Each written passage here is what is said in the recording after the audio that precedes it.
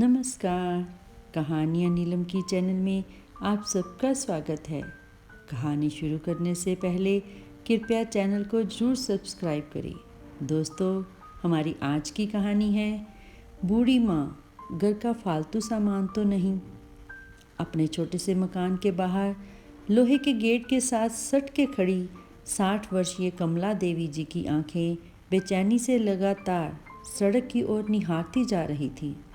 आंखों में बेबसी और हाथों में 2 चॉकलेट लिए वह बेसब्री से किसी के आने का इंतज़ार कर रही थी। इतने में एक ऑटो रिक्शा पास से गुजर रहा था। कमला जी उत्साह से गेट का सहारा छोड़कर जैसे ही आगे बढ़ने लगी तो ऑटो रिक्शा तेजी से आगे निकल गया। वह बेचारी मन मसोस कर वापस गेट के सहारे खड़ी हो गई। इतने में एक दूसरा ऑटो रिक्शा सामने आकर रुक गया। एकाएक कमला जी की बूढ़ी आंखों में चमक और चेहरे पर एक मुस्कान दौड़ आई और तुरंत अपने घुटनों के दर्द को भूलकर तेजी से उस ऑटो रिक्शा की तरफ बढ़ी। दादी माँ, दादी माँ! ऑटो रिक्शा में बैठे बच्चों ने खुशी से चिल्लाना शुरू कर दिया। उनकी आवाज़ सुनते ही कमला जी का चेहरा खिल उठा। अरे अरे मेरे प्यारे बच्चों, आती हूँ। उत्साह से भरी कमला जी बोलने लगी और ऑटो रिक्शा में बैठे दोनों बच्चों से लिपट गई। रोजाना की तरह कमला और वात्सल्य का झरना वह निकला। वे दोनों बच्चे उनके पोता पोती हैं। यही समय होता है जब उनकी दादी माँ उनसे मिलती हैं। दादी माँ ने बारी बारी से दोनों बच्चों का माथा चूमा, उनका सिर सहलाया और फिर उनसे दोबारा से लिपट गई। जब तक ऐसा 4-5 बार ना कर लेती, उनके हृदय को संतुष्टि नहीं मिलती थी। ऑटो ड्राइवर जो हमेशा इस अनोखे मिलन का साक्षी हुआ करता था, दादी माँ की ममता और बच्चों का अपनी दादी के लिए प्यार देकर जैसे संपूर्ण सुख प्राप्त कर लेता था। अक्सर ये दृश्य देखकर उसकी आंखें छलक पड़ती थी। जब भी बच्चों की स्कूल से छुट्टी होती थी तो वह ऑटो रिक्शा लेकर इसी रास्ते से निकलता था और दादी माँ कभी ये अनमोल पल खोना नहीं चाहती थी। एक दिन बच्चों को चूमते लिपटते दादी माँ का ध्यान ऑटो ड्राइवर की ओर गया, जो उन्हें पोता पोती पर प्यार लुटाते हुए देख रहा था। कमला जी ड्राइवर से पूछ बैठी, अरे ड्राइवर, तूने कभी अपना नाम नहीं बताया। मेरा नाम सुरेश है माँ जी, ड्राइवर ने कहा। सुरेश नाम सुनकर कमला जी अचानक चौंक गई। उनकी आंखें आंसुओं से सरोवर हो गई और फिर भावुक होकर बोली, अरे ये तो इन बच्चों की दादाजी का नाम हुआ करता था। बहुत रोब हुआ करता था उनका, पर अब कहाँ हैं, चले गए मुझे छोड़कर अनंत यात्रा पर। कहते कहते उनका गला भर आया। अब चलता हूँ माँ जी, बच्चों को छोड़ना है, ऑटो ड्राइवर कहने लगा। हाँ बेटा, शायद पिछले जन्म में मैंने कोई नेक काम किए होंगे, तभी तो तू मिल गया मुझे, जो इतना ध्यान रखता है मेरा। कमला जी ने उसके सिर पर स्नेह भरा हाथ रखा और ढेरों दुआएं एक साथ दे डाली। ऑटो ड्राइवर ने अश्रुपूरित आंखें लिए एक हल्की सी मुस्कान दे दी। कमला जी की आंखों से घुमड़ते आंसू उनके कोरों तक आ गए थे। फिर अपने पल्लू से अपनी आंखें पोंछकर एक संतुष्ट हृदय से घर के अंदर चली गई। जिस दिन बच्चों का स्कूल बंद रहता था, दादी माँ के लिए एक एक पल बिताना कठिन हो जाता था। कभी कभी तो छुट्टी के दिन भी 1 घंटा गेट पर खड़ी रहती थी और तब भी ऑटो रिक्शा नहीं आती थी तो वह समझ जाती थी कि आज स्कूल में छुट्टी होगी। ऑटो ड्राइवर हमेशा यही सोचता रहता कि पता नहीं बेचारी माँ जी के जीवन में कैसे कैसे तूफान आए होंगे, जिनके कारण वह इस स्थिति में आ खड़ी हुई। जब बच्चों की गर्मियों की छुट्टियां शुरू हो गई तो यह सोचकर कि कहीं माँ जी बच्चों का इंतज़ार करते घंटों गेट पर न खड़ी रहें, ऑटो ड्राइवर सुरेश कमला जी को सूचित करने आ गया। उस दिन सुरेश को जाने की जल्दी ना थी और कमला जी के तो पास फुर्सत ही फुर्सत थी अपना हालचाल बांटने के लिए। सो उस दिन उनके अंदर बुलाने पर सुरेश उनके घर अंदर चला गया और घर के छोटे से आंगन में बिछे लकड़ी के तख्त पर बैठ गया। उस तख्त पर मोटा सा गद्दा फैला था। पास में पानी भरा तांबे का लोटा रखा था और कुछ 2-4 धार्मिक पुस्तकें, जिन्हें शायद वह अकेले में पढ़ लिया करती होंगी। बातचीत करने या दिल बहलाने के लिए घर में और कोई था भी तो नहीं उनके पास। कुछ दिन बच्चों से नहीं मिल पाएंगी, यह सोचकर कमला जी का मन निराशा और उदासी से भर उठा। फिर सुरेश के पास आकर तख्त पर बैठ गई और हालचाल बांटने लगी। देखते ही देखते उनके अतीत की पीड़ा अनायास ही उनके शब्दों से बहने लगी और वह कहती चली गई, कभी इस घर में बहू बनकर आई थी, फिर माँ बनी और फिर दादी माँ। भरे पूरे संपन्न घर की जान हुआ करती थी कभी मैं, लेकिन पति की मृत्यु के साथ साथ सब कुछ छूटने लगा, मान सम्मान और पुरानी यादें। ऐसा कहते कहते उनकी आंखों में से आंसू बह निकले। तभी सुरेश उन्हें सांत्वना देते हुए बोला, माँ जी परेशान मत होइए, किस्मत किसको क्या रंग दिखाएगी कोई नहीं जानता, इसलिए कहते हैं ना, जाहि विधि राखे राम ताहि विधि रहिए। तब कमला जी बोली, कहने में तो बहुत आसान है बेटा, जानते हो मेरा बेटा बहुत ही कुशल और आज्ञाकारी था। मैं हमेशा कहती थी कि ऐसा बेटा तो किस्मत वालों को ही मिलता है। पढ़ी लिखी और अच्छे घर की लड़की खुशी को बहू बनाकर लेकर आई थी। मुझे लगा कि जैसे मेरे नसीब को 4 चांद लग गए हों। आस पड़ोस के लोग भी जब बहू को देखने आते तो उसकी सुंदरता देखकर मुग्ध हो जाते। मैं गर्व से कहती थी, मेरी बहू तो खरा सोना है।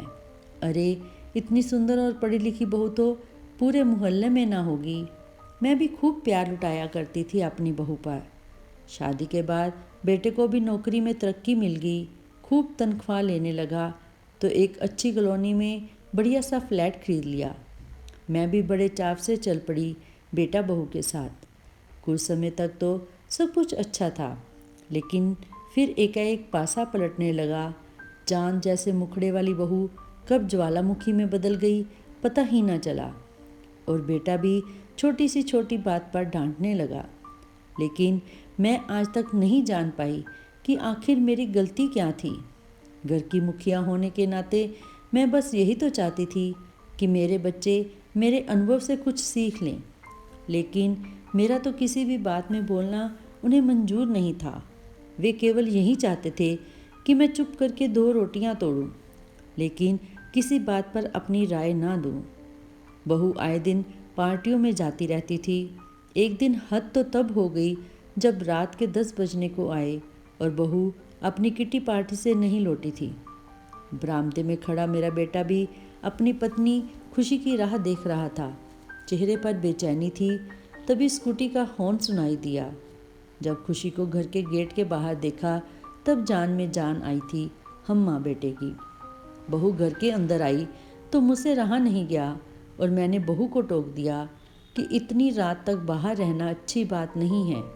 अच्छे घर की बहू को ये बातें शोभा नहीं देती, और फिर जमाने का हाल तो तुम जानती ही हो।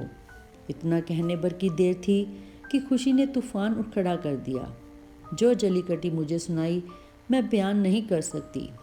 बहू रूठकर अपने कमरे में चली गई और उसके बाद मेरा अपना बेटा अजय भी उसे समझाने की बजाय मुझ पर ही बरस पड़ा था। लेकिन मुझे समझ नहीं आया कि मैं कहाँ गलत थी। बहू तो मेरे घर की इज्जत थी ना, उसे इस तरह सड़क पर नहीं आने देना चाहती थी। आखिर नारी को अपनी सुरक्षा के बारे में खुद ही सोचना पड़ता है। उस रात दोनों ने खाना नहीं खाया। कई दिनों तक वे दोनों मेरे व्यवहार से उखड़े उखड़े रहे। अजय तो हमेशा बहू का ही पक्ष लेता था, लेकिन यह कभी नहीं सोचता था कि क्या कोई माँ अपने बच्चों का बुरा चाहेगी। बेटी बहू के ऐसे व्यवहार से मैं परेशान हो चुकी थी। इसलिए समय व्यतीत करने के लिए घर पर रहकर अचार बनाने का काम करने लगी। 4 पैसे भी हाथ में आ जाते थे, लेकिन बहू को वह भी मंजूर नहीं था। हमेशा चिल्लाती, माँ जी पूरे घर में आपने अचार की बदबू मचा रखी है। सारा दिन कोई ना कोई अचार लेने आया ही रहता है। यह मेरा घर है, कोई अचार की दुकान नहीं। बंद कीजिए अब ये तमाशा। बहू को मेरा ये काम पसंद नहीं था, तो बेटे ने भी मेरे अचार बनाने पर पूरी तरह से रोक लगा दी थी। धीरे धीरे समय बीता और बहू ने जुड़वा बच्चों को जन्म दिया, एक बेटा और एक बेटी। दादी बन जाने पर मुझे बहुत खुशी हुई। मुझे जीने की एक आस जगी, लेकिन न जाने क्यों बहू अपने बच्चों को मेरे हाथ में देना ही नहीं चाहती थी। मैं जब भी उनके साथ लाड करती, मनुहार करती, तो उसके चेहरे के भाव बिगड़ने लगते थे। जैसे जैसे पोता पोती बड़े हो रहे थे, उनका मुझसे लगाव बढ़ता जा रहा था। बहुत प्यार करते थे दोनों मुझसे। सारा दिन दादी दादी करते थकते नहीं थे। लेकिन बहू को यह गवारा नहीं था, तो एक दिन उसने घर में हंगामा खड़ा कर दिया और अजय से बोली कि केवल तुम्हारी माँ की वजह से हमारा बेटा बिगड़ता जा रहा है। मेरे आगे जुबान लड़ाने लगा है और गुड़िया तो पढ़ाई लिखाई की तरफ तो देखती तक नहीं।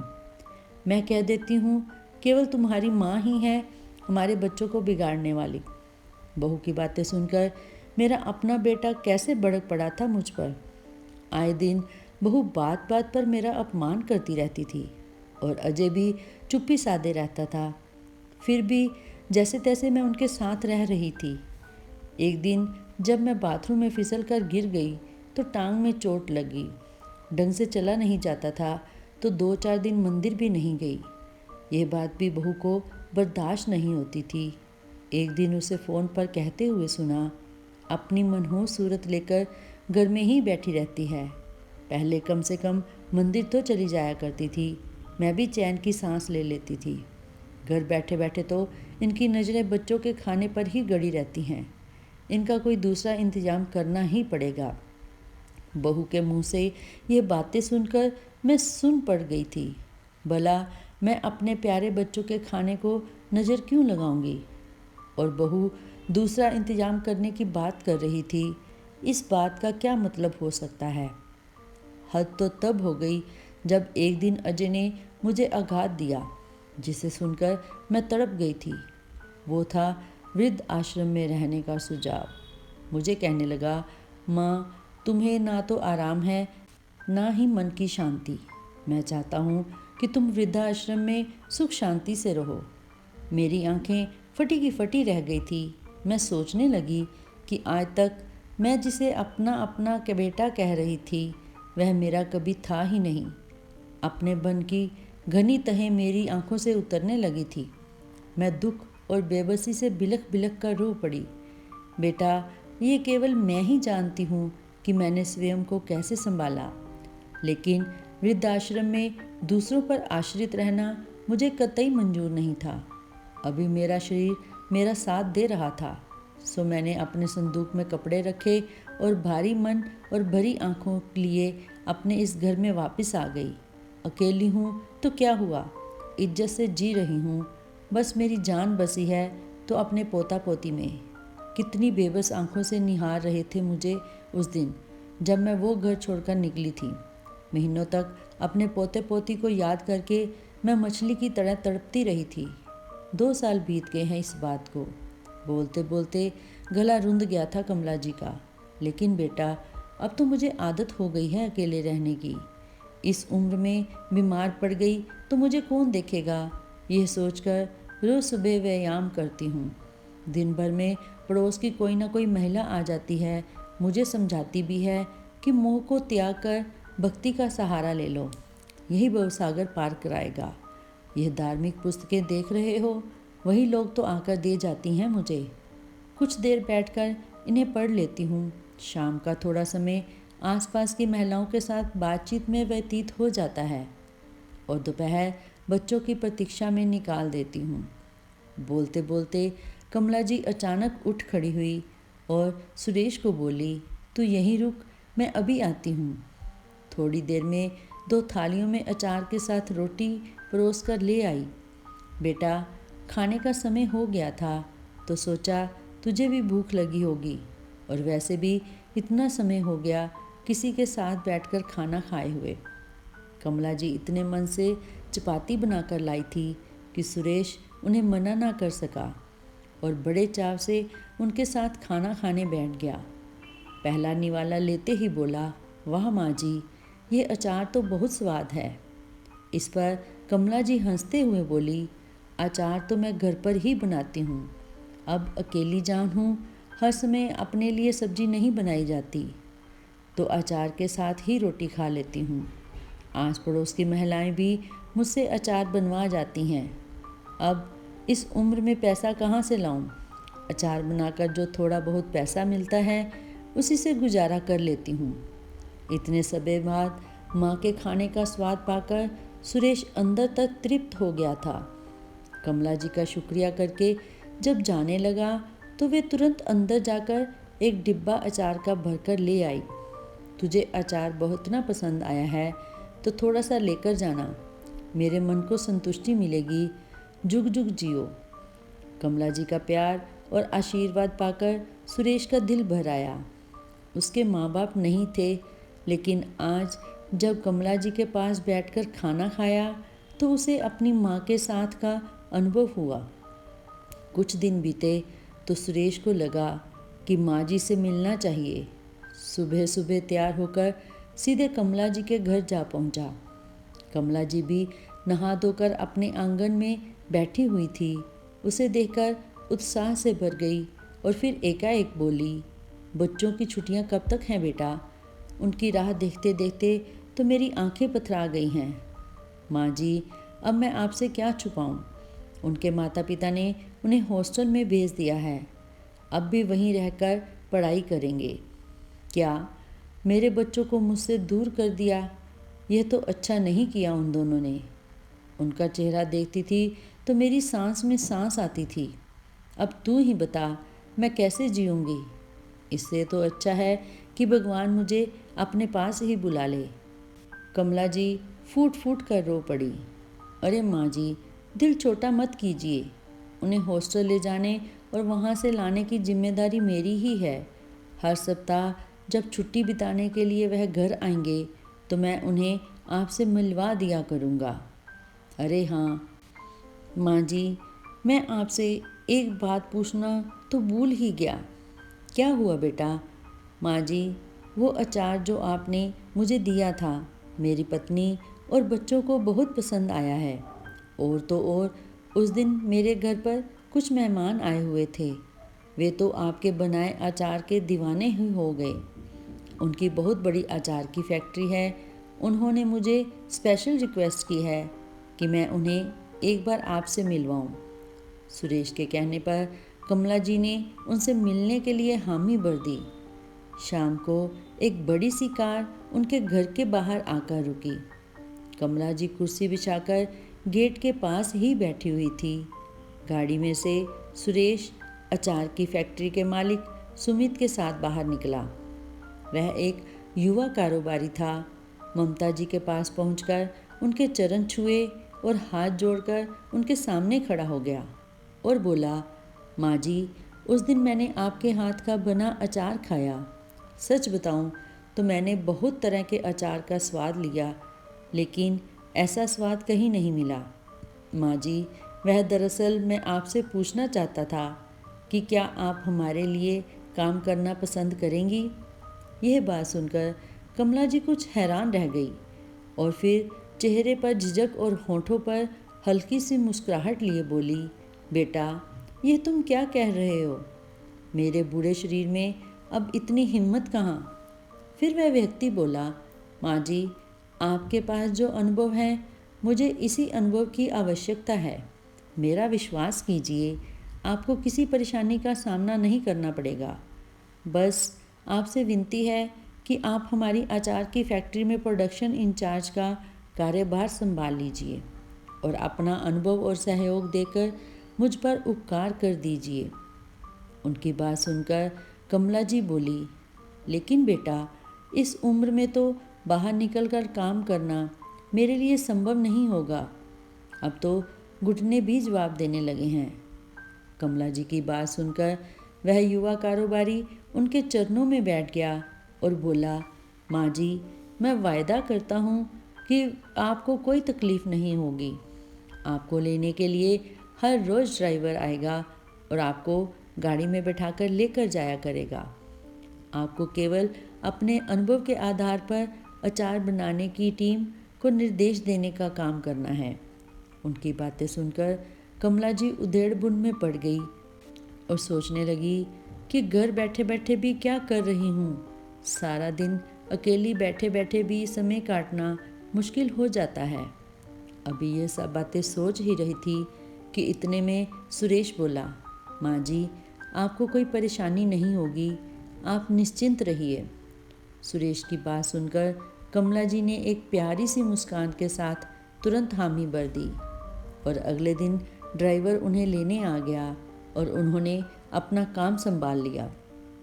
फैक्ट्री के मालिक ने कमला जी के अचार को एक स्पेशल ब्रांड बनाया जिसका नाम रखा गया ममता भरा अचार।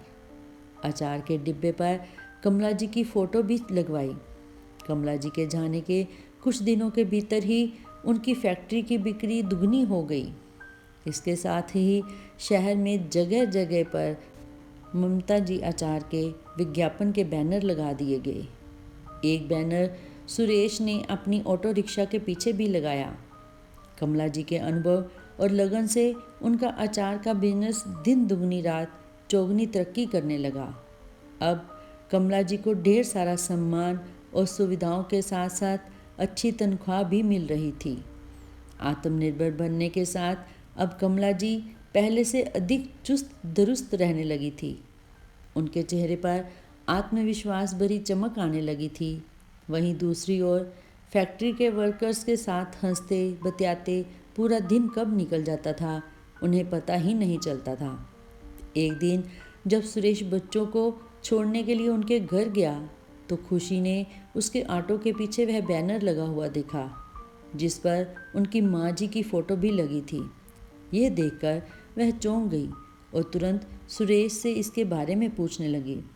फिर सुरेश ने कमला जी की सफलता की कहानी बताई कि किस तरह उन्हें अचार की फैक्ट्री में काम मिला और वह इस फैक्ट्री में कितने ऊंचे पद पर आसीन हैं। ये सब बातें सुनकर खुशी की हैरानी का ठिकाना ना रहा। उसे तो जैसे काटो तो खून नहीं। पीछे खड़ा अजय भी सारी बातें सुन रहा था।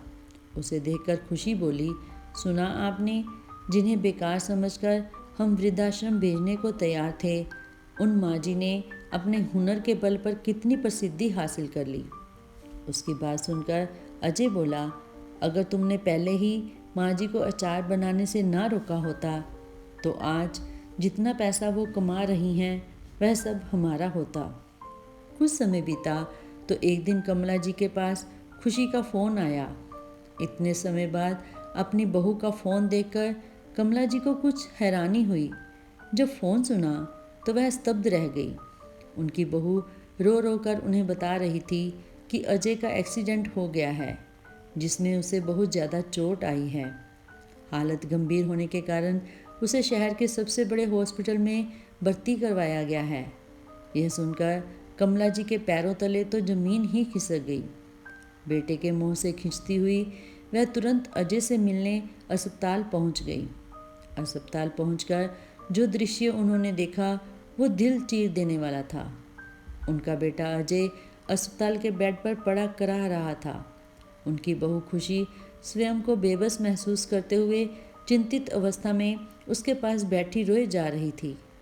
जैसे ही कमला जी को देखा तो तुरंत उठ खड़ी हुई और उनके गले लगकर फूट फूट कर रोने लगी। माँ जी, देखिए ना, ये सब क्या हो गया। चिंता मत करो बहू, सब कुछ ठीक हो जाएगा। ऐसा कहते हुए कमला जी ने उसे दिलासा दिया और फिर अपने बेटे के पास आकर बैठ गई। कमला जी अपने बेटे बहू को तो दिलासा दे रही थी, लेकिन अंदर ही अंदर उसका मन भी अपने बेटे की यह हालत देखकर रो रहा था। स्वयं को संभालते हुए कमला जी ने पूछा, डॉक्टर ने क्या कहा है बहू? तो बहू रोते हुए बोली, माँ जी, इनके कूल्हे की हड्डी टूटी है। डॉक्टर ने हिप रिप्लेसमेंट की सलाह दी है और शरीर के बाकी हिस्सों में भी गंभीर चोटें आई हैं। डॉक्टर ने करीब 5 लाख रुपए का खर्च बताया है, लेकिन बैंक में रखे पैसे और एफडी को मिलाकर 3 लाख रुपए ही बनते हैं। बाकी पैसों का इंतजाम कैसे होगा, यह सोच सोच कर मेरा दिल बैठा जा रहा है, और ऊपर से इनकी ये हालत। कमला जी ने संयम और धैर्य से काम लिया और बहू के सर पर हाथ रखकर कहा, चिंता मत करो बहू, मैं हूँ ना, मैं सब संभाल लूँगी, तुम बस अजय का ध्यान रखो। कमला जी ने तुरंत पैसों का इंतजाम कर दिया और अजय का ऑपरेशन ठीक ठाक हो गया और अजय कुछ ही दिनों में सही तरीके से चलने लगा था। अब अजय घर आ चुका था, लेकिन रह रह कर उसे एक ही बात खाई जा रही थी कि उन दोनों ने माँ जी के साथ बिल्कुल सही नहीं किया और वही तकलीफ़ आने पर माँ ने 2 पल नहीं लगाए उनकी मदद करने में। पश्चाताप से भरा अजय अपनी पत्नी को लेकर कमला जी के पास फैक्ट्री में पहुंचा। अंदर जाकर कमला जी के बारे में पूछा तो पता चला कि वह फैक्ट्री के मालिक के साथ वर्कर्स की मीटिंग ले रही हैं। कुछ समय बाद जब वह बाहर निकली, अपने बेटा बहू को देखकर बहुत खुश हो गई। उन्हें अपने ऑफिस में ले गई, चपरासी से कहकर उनके लिए चाय मंगवाई और अजय से हालचाल पूछने लगी। परंतु अपने व्यवहार से शर्मिंदा अजय और खुशी अपने आप को कुछ बोलने की स्थिति में नहीं पा रहे थे और उधर अपनी माँ का ऐसा रुतबा देखकर मन ही मन अजय को अपने किए गए कर्मों पर पछतावा होने लगा। फिर चुप्पी तोड़ते हुए बोला, माँ, अब आप हमारे साथ रहेंगी। हम दोनों आपको घर ले जाने के लिए आए हैं। हम लोगों ने आपके साथ जो व्यवहार किया, उसके बावजूद आपने हम पर इतना बड़ा एहसान किया। हम बहुत शर्मिंदा हैं माँ। इस पर कमला जी बोली, एहसान तो तुमने मुझ पर किया है बेटा, अपने घर से बाहर का रास्ता दिखाकर। अगर तुम मुझे घर से ना निकालते तो मैं आज भी वहीं जिल्लत भरी ज़िंदगी जी रही होती। वहाँ से निकलकर ही तो मेरी ज़िंदगी को सही दशा मिली है। बेटा, बूढ़ी माँ कोई घर का फालतू सामान तो नहीं होती कि जब चाहे फेंक दिया और जब चाहे इस्तेमाल में ले आए। अरे, अपने पोता पोती के साथ मेरा हंसना बोलना तक भी तुम लोगों को मंजूर नहीं था। तुम्हारे साथ वापस जाने का तो सवाल ही पैदा नहीं होता। माँ की बातें सुनकर अजय और खुशी की नज़रें शर्म के कारण झुक गई। उन्होंने माफ़ी मांगी, लेकिन कमला जी उन्हें माफ़ ना कर पाई। इतने में फैक्ट्री मालिक सुमित अपने स्टाफ के साथ एक बड़ा सा केक लेकर ऑफिस में हाजिर हुआ और सब ज़ोर ज़ोर से चिल्लाने लगे, जन्मदिन मुबारक हो मैडम।